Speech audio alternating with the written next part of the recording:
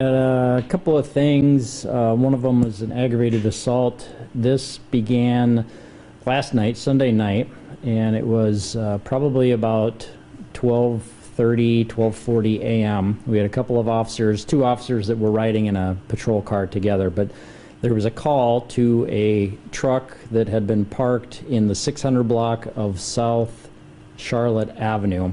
And somebody had called it in that had been running for a couple of hours. They didn't think anybody was inside the vehicle. The officers got there. They found that there was a person inside that was either unconscious or passed out. The truck was running, and they saw that the guy's foot was basically above the gas. And so they were able to open the car. They turned the car off, took the keys out of the ignition, basically for safety purposes. And they tried to wake the guy up, and he kind of started fighting with the officers. They thought he may have been impaired, and they were trying to get him out of the vehicle. We had one officer on one side, on the driver's side, that was trying to pull him out. The other officer was on the passenger side that was trying to push him out. So they're kind of working together. During this, I guess, kind of a little bit of a struggle, if you want to call it that, the driver was able to get his keys back, started it up, and then took off driving. The officer that was on the driver's side was able to back away, so he was not hit at all. The other officer was half in the vehicle and half out of the vehicle. He was essentially drugged for a short distance and then fell out of the car, hit his head on the concrete. The officer had some, I'll just describe it as some minor injuries, but he had some road rash on his head, arm, and leg, and ended up later on going to the hospital to get checked out. As the vehicle sped away, the passenger door was still open, and there was a bag that fell out of it. The officers later found that there was some drugs and paraphernalia in that bag. They radioed. They didn't pursue it. They didn't chase it. Obviously, the concern was the other officer that was injured, so they radioed this information out. We had some other officers that found that vehicle driving near 15th Street and Cloudus Avenue. And they tried to stop it, and it took off and didn't stop, so there was a pursuit that began. And this pursuit, excuse me, drove basically through eastern Sioux Falls and ended up crossing over, going through central Sioux Falls. They went north on Kiwanis Avenue and ended up in the area of Madison and Hudson. And it was around that area that the driver of the vehicle decided to get out and run. So he jumped out of the vehicle and took off running, and the officers were able to catch him a short distance later. They found out he was a parole absconder. We had the meth that was in the bag, so he was arrested for quite a few different charges. They also found that the license plates on that vehicle had been stolen, so they were substitute plates.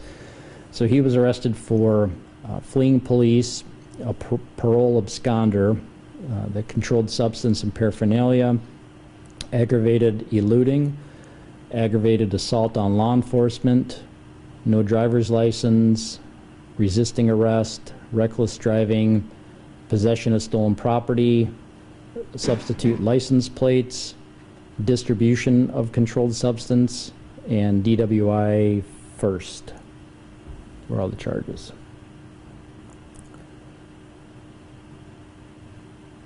And do you want his name? His last name is Hamilton, Hamilton. First is Joshua, Joshua. Middle is Michael, Michael. And he's 33 from Sioux Falls. In the bags, there was a couple of bags of meth. One of them was, or suspected meth, one of them was 16 grams and the other was 31 grams. So that's where the distribution charges come from. And again, just to kind of recap, what time did it start? It was Sunday morning. The initial call came in about 12:30 a.m.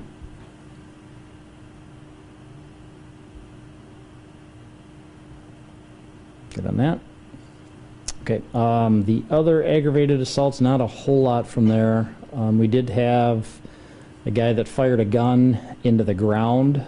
That was Sunday afternoon. That was about 12:40 p.m. But he had an argument with his, I guess his wife, I believe it was. And at some point, they were outside by a car. He reached in the car, pulled out a gun, fired it into the ground. We believe that it was done as an attempt to intimidate or threaten her, but she was not directly, the gun was not directly pointed at her, so no direct threat with that. But he was arrested for reckless discharge of a firearm and aggravated assault domestic.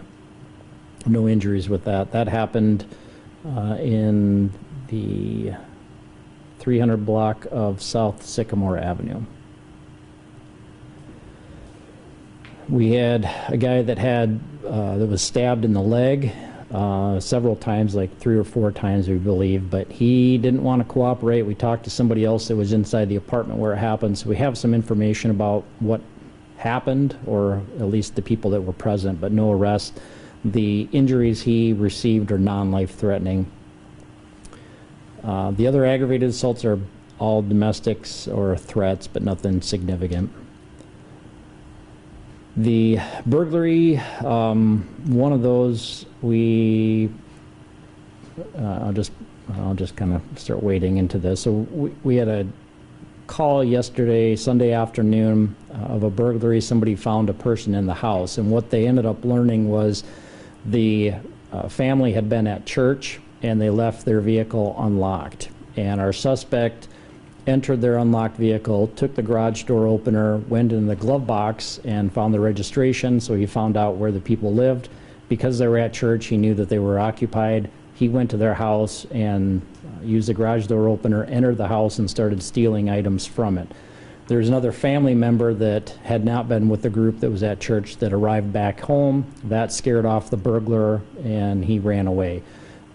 We had some different surveillance cameras in the area. Neighborhood surveillance cameras were able to get a description of the vehicle, and there were some unique features that this car had. The officer that took that report was checking the area and found that car parked outside an apartment complex in the 6,000 block of South Cliff Avenue, and ended up getting hold of some other officers as well. But eventually the suspect came out, was getting something out of the vehicle, and they went to confront him, and then there was a little bit of a struggle, but ultimately he was arrested. Once they kind of pieced things together, they found out he had burglarized a separate home, basically the same thing. It was another unlocked car that had been at church, and stole items from that car. Detectives were able to kind of dig through things. We believe he's responsible for several other burglaries, and no charges with that. There will be more charges coming in the future, but they're trying to piece basically everything together. But he had some meth with him. There was items that were found inside the car that had been from the 2 burglaries, so we were able to kind of piece all that stuff together. So he was arrested for 2 counts of second-degree burglary, criminal entry of a motor vehicle, fleeing police. He also is a parole absconder, possession of burglary tools, possession of stolen property, resisting arrest, theft from a vehicle, subplates. He had a couple of warrants, and then possession of a police radio by a convicted felon. And he had a scanner on his phone that he was monitoring police traffic, and so that's where that charge came from. And guessing you're wanting his name as well? His last name is Moss, M-O-S-S. First is Dean, D-E-A-N. Middle is Eric, E-R-I-C. And he's 39 from Sioux Falls. And what time and place did this first start happening? It was Sunday morning. I mean, let me get that open here. The call came in at 12:45 p.m. And I don't know, didn't see in here what time the theft took place, like what time they were at church, but it was between 8 and 10 is when he entered their vehicle. that morning, so. Do you have like another reminder for people to lock their car doors? Lock their cars, yeah. I don't know how else to say that. I mean, we've said that time and time again, lock your cars. You know, we had 2 different victims, 2 different locations, were at church, had their cars unlocked, and somebody took advantage of that. And this was a crime that could have been easily prevented. He wasn't breaking windows, he wasn't prying doors to get into cars, he was just looking for unlocked cars. This is this is probably one of the biggest crimes that we could prevent, is thefts from cars and then burglaries related to that. And all it has to do is just a matter of locking a car. Sometimes it doesn't matter if there's anything valuable in it. Sometimes it's just a matter of somebody finds a car that's unlocked and they're going to take whatever they want from it. And in this case, this guy took it another step further by taking the garage door opener, finding out where the victims lived, and then went into their house and took quite a few things from them. So, you know, in this case, I mean, we're glad that we caught him. We're able to clear up at least these 2, and there's going to be several other burglaries that we're going to be able to solve because of this. But it all comes down to locking your cars. I mean, we've preached this message time and time again. It's a very simple thing to do. We're not trying to blame victims or shame victims. We just want them to keep their property safe, and that's an easy way to do it, is by locking your cars.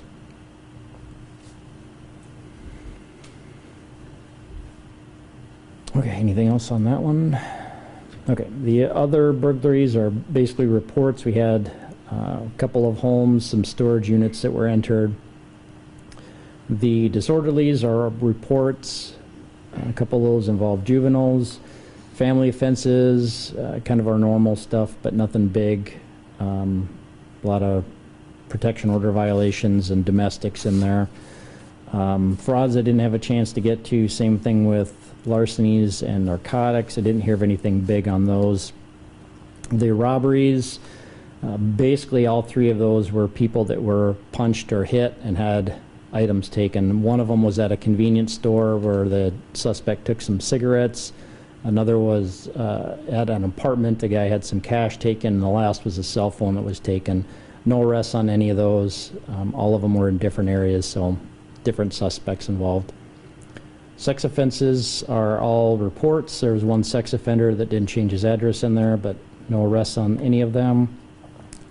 Simple assaults were domestics.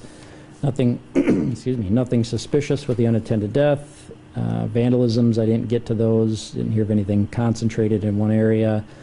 And the weapons violation, that was some gunshots that were heard near Madison and La Mesa. There was a couple of shell casings that were found, but no reports of any other damage. Shell casings? 2 shell casings. 2 shell casings.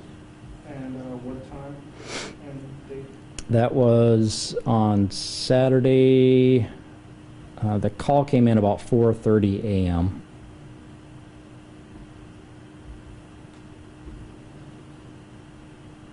That's it, unless you guys have anything else.